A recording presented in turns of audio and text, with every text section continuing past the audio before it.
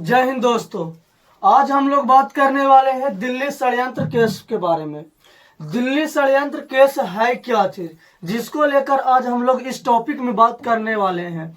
तो इस वीडियो का बनाने का सिर्फ एक ही मकसद है कि सिर्फ आज हम लोग को जानकारी देने वाले हैं दिल्ली षड्यंत्र केस के। और इस वीडियो के माध्यम से जो भाई एवं बहनों पढ़ना चाहते हैं वो कृपया करके ही इस वीडियो को देखें। जो पढ़ने वाले नहीं है कृपया करके वीडियो को ना देखें, तो दूरी बनाए रखें तो अच्छा है, क्योंकि ना पढ़ने वाले व्यक्ति को, भाई एवं बहनों को इस वीडियो से कोई भी लाभ होने वाली चीज नहीं है, क्योंकि ये मनोरंजन वाली वीडियो नहीं है, सिर्फ पढ़ाई वाला वीडियो है। तो पढ़ने वाले इस वीडियो को देखें और समझें और समझने का प्रयास करें। अगर जो कुछ गलती होता है तो कमेंट के माध्यम से हमें बताएं, और अगर जो अच्छा लगता है तो दोस्तों तक शेयर करें। तो चलते हैं दिल्ली षड्यंत्र केस क्या चीज है। जो दिल्ली षड्यंत्र केस की घटना जो घटी थी 1912 ईस्वी में, 1912 ईस्वी में। इसमें कहा जाता था कि उस समय भारत की वायसराय था लॉर्ड हार्डिंग द्वितीय। लॉर्ड हार्डिंग द्वितीय एक थ्योरी वीडियो की तरह समझाएंगे दोस्तों, आप लोग सिर्फ गौर से सुनिए बस। इस दिल्ली षड्यंत्र केस के समय भारत की वायसराय तो हुआ करती थी लॉर्ड हार्डिंग द्वितीय। तो लॉर्ड हार्डिंग जो द्वितीय थे उन्होंने कहा कि नहीं, जो भारत की राजधानी कलकत्ता पहले हुआ करता था, पहले भारत की राजधानी कहाँ हुआ करता था? कलकत्ता। उन्होंने सोचा कि नहीं, कलकत्ता ना होना चाहिए, कलकत्ता से भारत की राजधानी को चेंज करके कहाँ बनाया जाए? दिल्ली को बनाया जाए। भारत की राजधानी पहले कहाँ हुआ करता था? कलकत्ता। लेकिन लॉर्ड हार्डिंग द्वितीय के समय में ही यह भारत की राजधानी जो कलकत्ता हुआ करता था वहां से स्थानांतरित होकर बनाया कहा जा रहा था? दिल्ली को। जिसके लेकर एक दिल्ली में तृतीय दरबार का आयोजन किया गया था। दिल्ली में तृतीय दरबार के आयोजन किया जा रहा था 1911 ईस्वी में। 1911 ईस्वी में इसमें कहा गया था कि भारत की राजधानी कलकत्ता के बजाय कहाँ होगा? दिल्ली में। तृतीय दिल्ली दरबार का आयोजन 1911 ईस्वी में हो रहा था। इसमें कहा गया था कि भारत की राजधानी कलकत्ता ना होकर कहाँ होना चाहिए? दिल्ली होंगे। और यह फिर 1 अप्रैल 1912 ईस्वी को भारत की राजधानी दिल्ली बनी।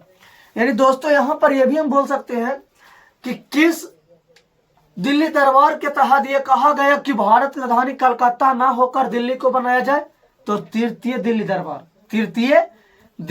दरबार के तहत। कब हुआ था तृतीय दिल्ली दरबार? तो 1911 ईस्वी में हुआ था।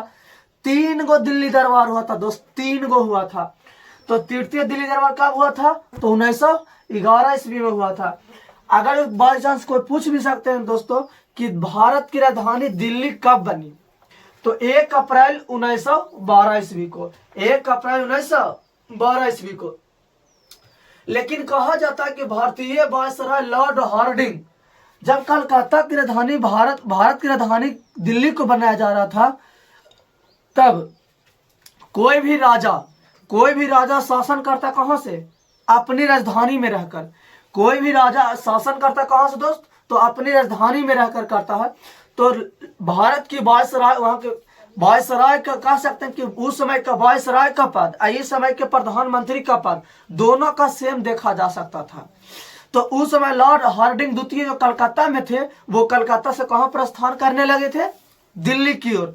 लेकिन दिल्ली की ओर जब प्रस्थान करने रहे थे, यानी आ रहे थे, तब कुछ क्रांतिकारियों ने उन पर बम फेंक दिए, जिस कारण से लॉर्ड हार्डिंग द्वितीय की मृत्यु तो ना हुआ, वो वे बच निकले। लॉर्ड हार्डिंग द्वितीय पर जब क्रांतिकारियों ने बम फेंक दिए तो इस हमला से वे बच निकले। लेकिन इसके विरोध में जो केस चलाया गया था उसी को कहा था दिल्ली षड्यंत्र केस। दिल्ली षड्यंत्र केस कहा जाता है दोस्त कि दिल्ली षड्यंत्र केस में जब रास बिहारी बोस का नाम आने लगा, रास बिहारी बोस के जब नाम आने लगा कि नहीं आप भी सम्मिलित हैं, तो वे भाग कर जापान चला गए। वे भाग कर कहाँ चले गए? जापान चले गए। जब दिल्ली षड्यंत्र केस में जब रास बिहारी बोस का नाम आने लगे तो वे भागकर कहाँ चले गए, जापान चला गए। लेकिन याद रहे इस बमबारी में लॉर्ड हार्डिंग द्वितीय पर जो बम चलाया गया था, इसका योजना तैयार करने वाला रास बिहारी बोस ही था। रास बिहारी बोस का भी योगदान था इसका योजना में। तो इसीलिए वो डर के मारे कि पहले मेरा में शामिल लेते हैं, अगर जो बाई चांस का फंस गए तो जा।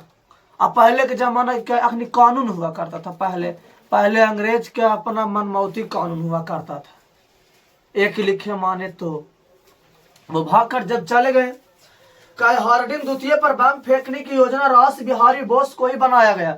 लेकिन आप कहूं भी चला जाइए, वो सरकार से बढ़कर आप नहीं, सरकार कहाँ भाग जाएगा, देश विदेश कहूं चला जाइए, अगर जो सरकार चाह जाएगी तब जहां भी रहेगा वहां जाकर आपको साथ देना और वहां आपको पकड़ लेंगे।